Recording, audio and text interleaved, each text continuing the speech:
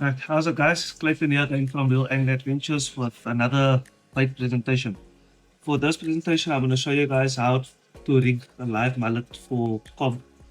Um, just using mono, we'll do bronzies on another day. So I'm going to show you guys how to rig a live bait for cob. There's different methods that you can use to hook mullet, and you can decide whether you want to use one hook, two hooks, whichever is your preference. So this again is my personal preference on rigging a live mullet. So depending on the size of the mullet will also determine for me whether I'm using one or two hooks and as well as the size.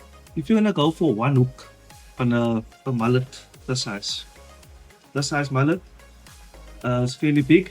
Never mind the eyes that are out. But yeah, if it's this size mullet, I would go two hooks with this. If I want to go two hooks, I won't necessarily go with an extremely big hook.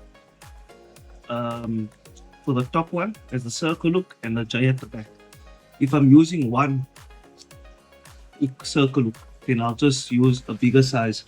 So, if I use two hooks, I'll maybe opt for the 6.0 Trident XT hook with the J hook. This one is a BKK peak. And what you can see is that it's got this little offset on the eye. So I'll show you why that is important for me when I'm using it for a live bait. So when I build this bait, the first thing that I do is I tie down the J hook using a snell knot on this hook. So snell it like that. So before I start it, stick it through the top, keep it a little loop at the bottom, and then just wrap it around a few times. So I'm keeping the loop under the fingers here. So between 3 to 5 times should be perfectly fine. So once I've got my wraps around the shank, I'll stick it through the bottom and then just pulling it tight over there, not pulling it up all the way to the eye. I'll trim a small piece of this tag in like that, and then I'll actually use that and stick it in here at the back. So it will create a little cross. I'll show you now what that is for. Once I've got my cross over there, I'll pull the knot all the way up to the eye. And now it sits like that. If you're using a normal J hook with a straight eye and not the offset like that, then this cross, this little nylon here tends to bend a lot like that. So it will bend around. So I noticed that when I use it with this hook, I can pull it nice and tight and it will stay flat like that. It won't bend a lot. Tag in, you can trim. Now I'm going to be using the 6.0 Kobo XT hooks. And this is going to be the hook that I use on top, or at least at the head of the mullet. So again, this is going to be attached with a snell. The gap of this you need to decide on based on the size of your mullet. So for me, I like to put the trailing hook just in front of this fin over here. That fin that goes up and it will lay flat like that. Then also very important is that when you do rig your mullet, you don't want this too tight. You do want this to have a little bit of give. So if you're looking like that, that is straight, and you just have it slightly like that, which will allow the mullet to move around and not keep it stuck in one position. So now once you've got that size, you know more or less what the size is of the mullet that you're going to use. So I can even test it out like that. That is perfectly fine. So now you just fix it in place. Snell.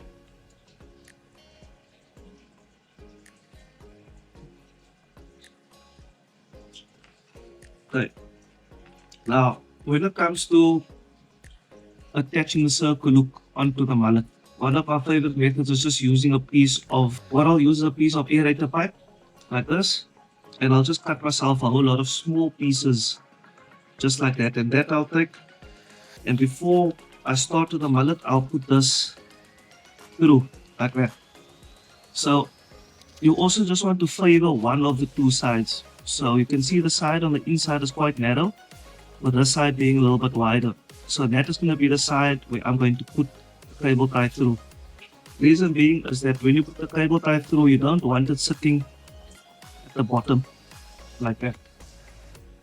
You don't want it sitting below the shank because this thing can tear and you can lose your mullet, especially if you're casting instead of sliding. So what I like to do is I like to stick it through the top section over there. Right. So obviously this mullet is dead, but the principle remains the same. So you see that is where your hook is going to end up. So you just have take one or two of the scales off, just through the skin. You don't want to stick it into the meat of the mullet. Just through the skin. Must say it's a lot easier working with a dead mullet. So pull it all the way down. So what you'll notice now, the little piece of mono that I put there is going to keep your hook proud, so it's just not going to fall flat. If you do struggle with a cable tie, you can just cut yourself a sharp point like that on the cable tie, and that will help go through the eye. So now you stick it through top part, around, and just need to make sure that is right.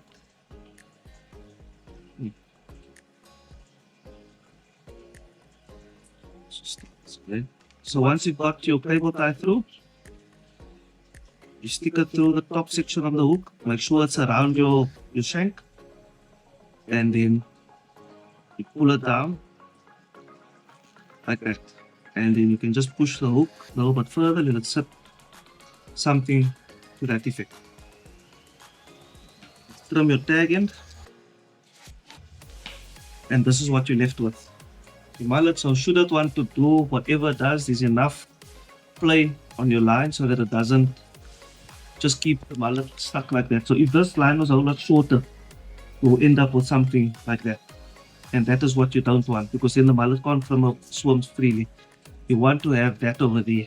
And when you're casting, all the pressure is over here on the top hook, and that hook is just going to sit nice and proud. You'll still swim freely. Fish will come, grab it. Depending on the size of the fish that you catch, it will either just grab on the tail section, you hook him on the hook at the bottom, or you grab the whole thing and you hook him on top. Sometimes you'll have both hooks in the mouth. That is how you make a double hook live bait trace. Also, when you do make your live bait trace, make sure you don't go too heavy on your mono. So depending on the size of the mullet, I will go anything from 0.6 to 0.8. That works for me perfectly. Smaller the mullet, the lighter I go with the light, because you still want it to move around freely and you don't want it to struggle too much. What you can also do is, if you want to force your mullet to the surface, you can actually add one of these floats just to the top hook, and that will kind of force him a little bit higher up in the water column.